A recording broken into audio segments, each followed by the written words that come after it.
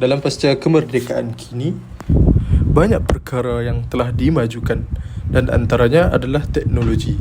Dan pada kali ini ingin saya tekankan penggunaan teknologi ke arah media sosial.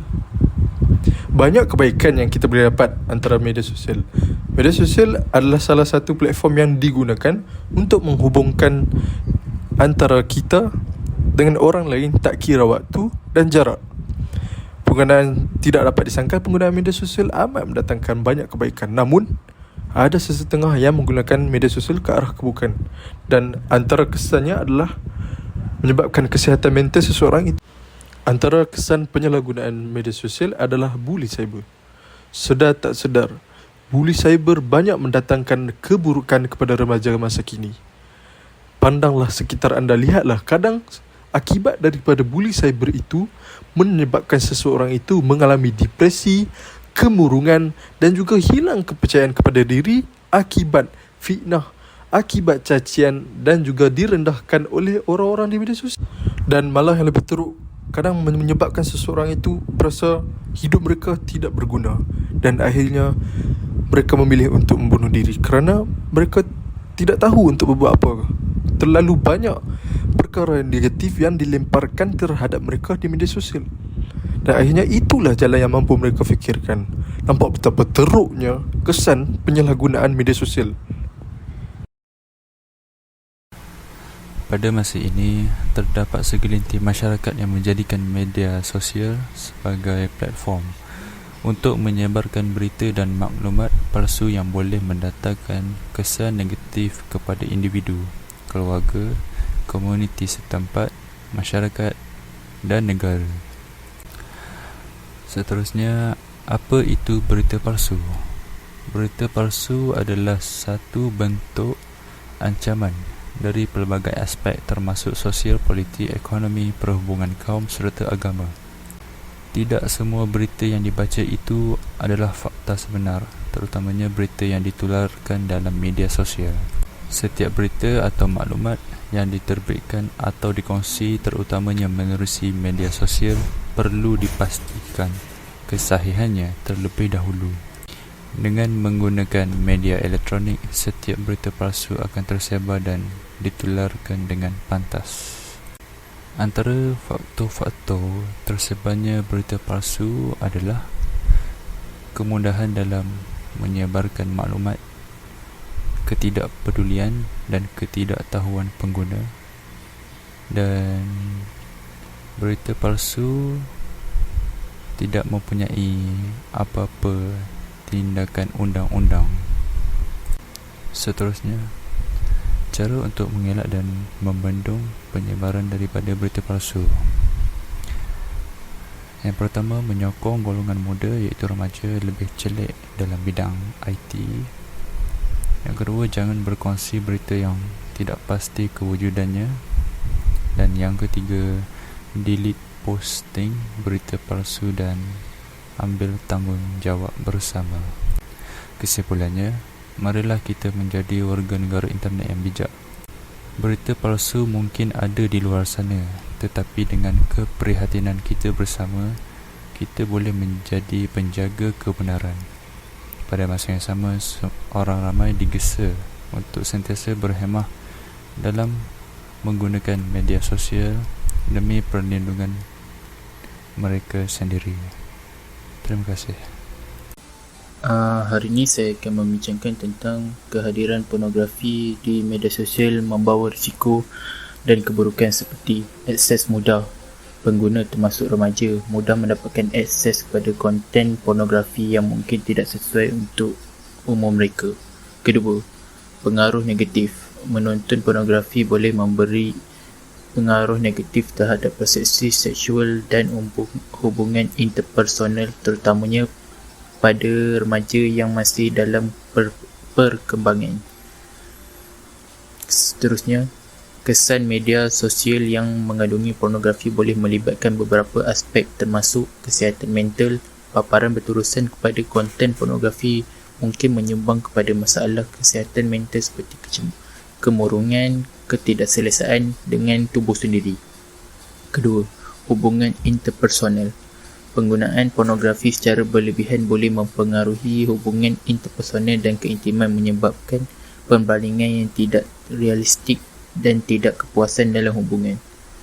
Untuk mengelakkan dan mengurangkan paparan kepada media sosial yang mengandungi pornografi, anda boleh mengamalkan langkah-langkah berikut. Kawalan parental. Menggunakan perisian kawalan parental untuk menyekat akses kepada laman web atau aplikasi yang mengandungi konten pornografi. Ini berguna terutamanya jika melibatkan peranti yang digunakan oleh anak atau remaja.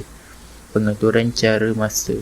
Tetapkan had waktu penggunaan media sosial yang pastikan bahawa penggunaan berlaku secara berhemah. Ini dapat membantu mengelakkan penggunaan berlebihan dan tidak sihat. Sekian, terima kasih. Dalam era di mana media sosial telah menjadi satu-satunya bentuk komunikasi utama, fenomena catfish atau penipuan identiti semakin mendapat perhatian. Catfish merujuk kepada individu yang menggunakan profil palsu di platform media sosial untuk menipu atau menarik perhatian orang lain.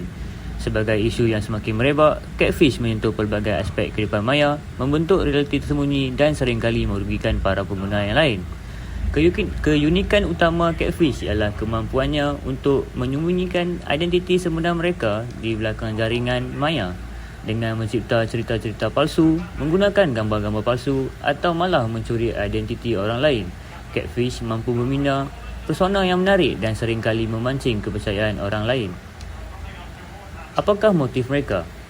Yang pertama, motif mereka sudah tentulah wang ringgit. Di zaman yang moden ini, money is king.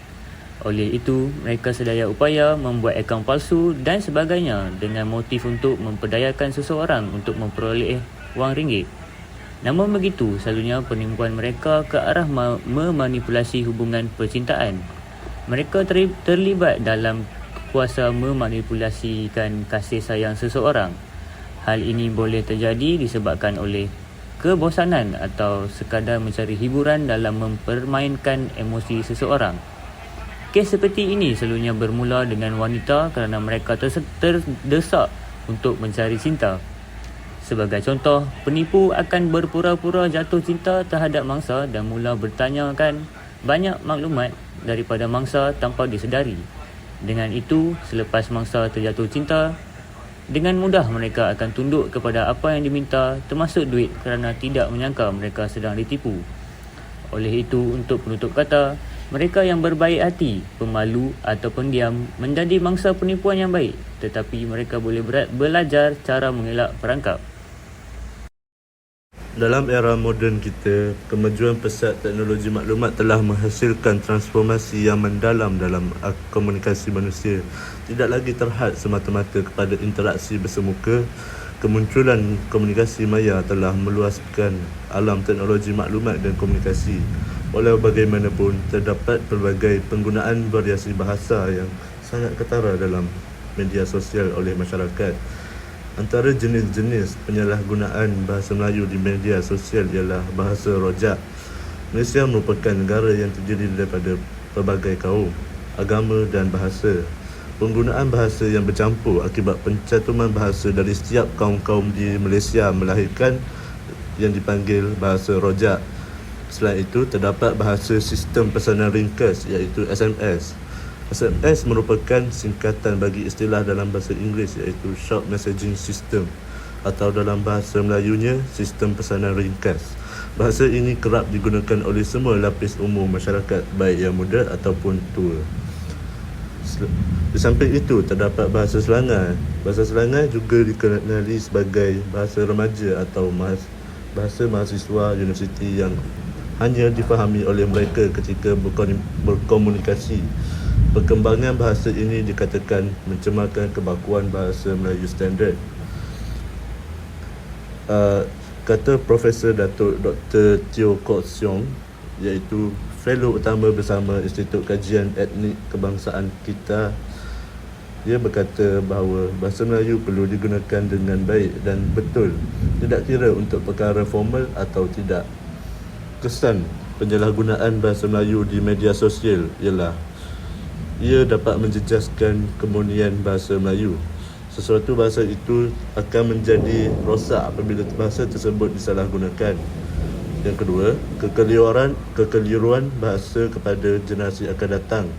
Penyalahgunaan bahasa Melayu di media sosial juga akan menyebabkan kekeliruan bahasa kepada generasi akan datang. Ketiga, ia dapat menghilangkan minat terhadap bahasa Melayu. Mata pelajaran bahasa Melayu terbahagi kepada beberapa aspek yang penting harus dipelajari. Keempat, gejala sosial semakin berleluasa. Kini ia tidak boleh dinafikan lagi bahawa pengguna laman media sosial masa kini pasti akan terdedah dengan isu-isu yang sensitif.